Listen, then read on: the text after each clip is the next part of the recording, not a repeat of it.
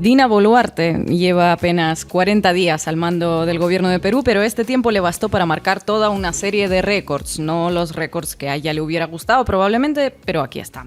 Con más muertos en protestas que días de gobierno, con decenas de heridos, con más renuncias ministeriales que Pedro Castillo en un mismo periodo, con un estado de emergencia prolongado por un mes más, con un índice de desaprobación de más del 70% y con una etiqueta consolidada ya en redes para referirse a ella, Dina Balearte. Dina Balearte, en este programa ¿Por qué será? ¿Por qué será? ¡Pum!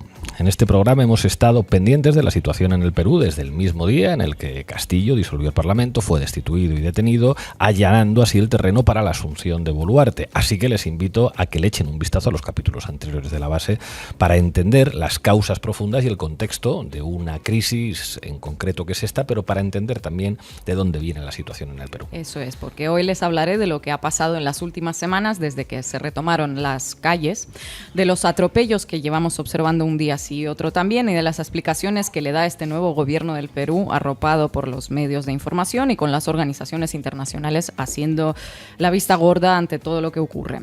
El 7 de diciembre se puso la banda presidencial, comenzando una espiral de violencia que cosecha ya al menos 50 muertos. El 9 de enero, en un solo día, en la ciudad de Juliaca, al sur del país, fueron asesinados 19 manifestantes. Según la autopsia, todos fueron abatidos como resultado de una desmedida respuesta policial. A 9 de esas víctimas se les encontraron municiones metálicas dentro del cuerpo, a 1 restos de bala, a 6 de ellos restos de perdigones de metal. Entre los muertos había menores de edad y jóvenes de 18 años.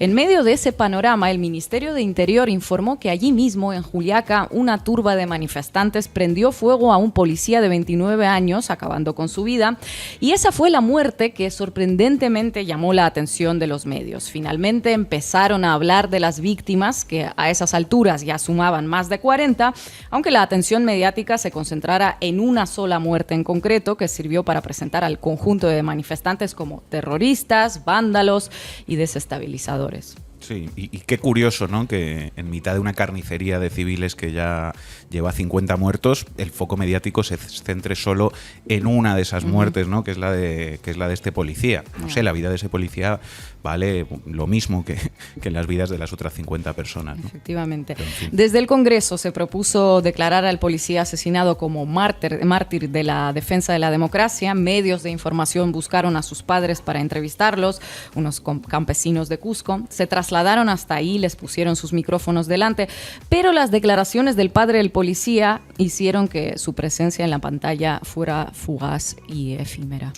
Vamos a escucharlos. Ahorita, en estos momentos, la presidenta de la República, no sé, supuestamente presidenta, que, como sabemos, como estamos viendo en los videos, se pone más, no sé qué podemos decir, no nos hace caso a la población por culpa de esa presidenta.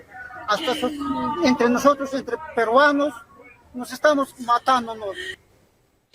Por culpa de esa supuesta presidenta, los peruanos nos estamos matando. Esto lo dice el padre del policía muerto en las protestas, ante unos medios cuyo trabajo ha sido básicamente manipular, criminalizar a los manifestantes, hablar de daños colaterales en las protestas y desviar siempre la atención sobre la responsabilidad del gobierno en el asesinato de manifestantes. Lo está diciendo el padre de un policía que ha muerto en los enfrentamientos. Bueno, pero ¿qué dice la propia Boluarte de todo Pues esto? mira, a principios de enero dijo literalmente que no se entendía qué es lo que piden los manifestantes, que lo único que buscan son pretextos para generar caos, que protestas de qué.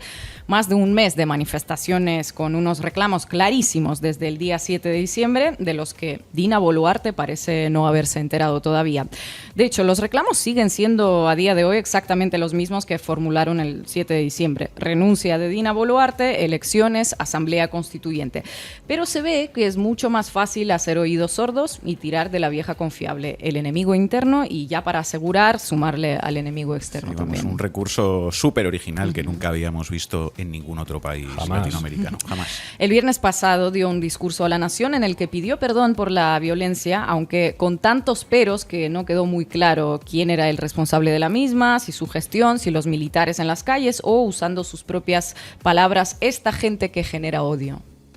A esta gente que genera odio, que quemaron las casas de congresistas, que han asesinado a un policía, no les ha bastado eso.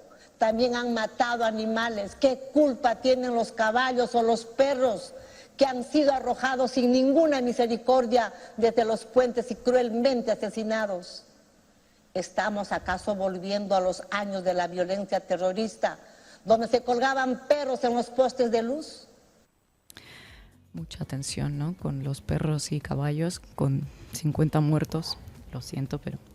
Bueno, días antes de que pronunciara ese discurso, llegó al país la Comisión Interamericana de los Derechos Humanos, que en su informe preliminar había advertido de un deterioro del debate público en el que algunas autoridades, cito el informe, se refieren con generalizaciones hacia todas las personas indígenas y campesinas como terroristas, terrucos, senderistas por Sendero Luminoso o indios. Un informe que aparentemente no ojearon ni Dina Boluarte ni tampoco sus asesores. Ya, la búsqueda del enemigo interno y el terruqueo se han convertido en una suerte de especialidad de la casa en Perú, pero en estas semanas ha llegado a unos niveles un tanto grotescos. La semana pasada en Ayacucho detuvieron a 8 integrantes del Frente de Defensa del Pueblo de Ayacucho acusándolos de, adivinen, por favor. ¿De pertenecer a Sendero Luminoso? Sí, se les detuvo y se emitió una orden para, ojo, buscar en sus casas libros de Marx, de Lenin y de Stalin. Un tipo de cosas que nos recuerdan a otras épocas vividas en varios países de Latinoamérica y que nunca acabaron nada bien, especialmente para la gente de izquierdas. Cualquier día buscarán ya libros en general en las casas de la gente. En fin, por cosas parecidas, hace unos años te tiraban de un avión y se quedaban tan contentos. Un triste recuerdo de algo que esperemos que no se vuelva a repetir nunca más. Aunque arrestar a gente por tener libros marxistas en su casa parece que es al menos inquietante.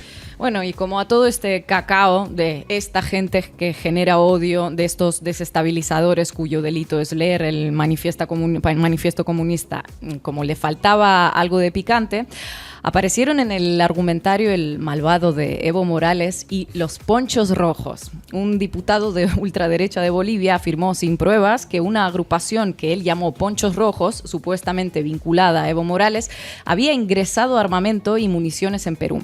La denuncia no iba acompañada de nada que no fuera la palabra de honor de ese diputado, pero fue suficiente para empezar a rodar. Llegó hasta Chile, donde la retomaron círculos pinochetistas, porque bueno, cualquier excusa es buena para usarla en su cruzada contra el progresismo, el gobierno, etc.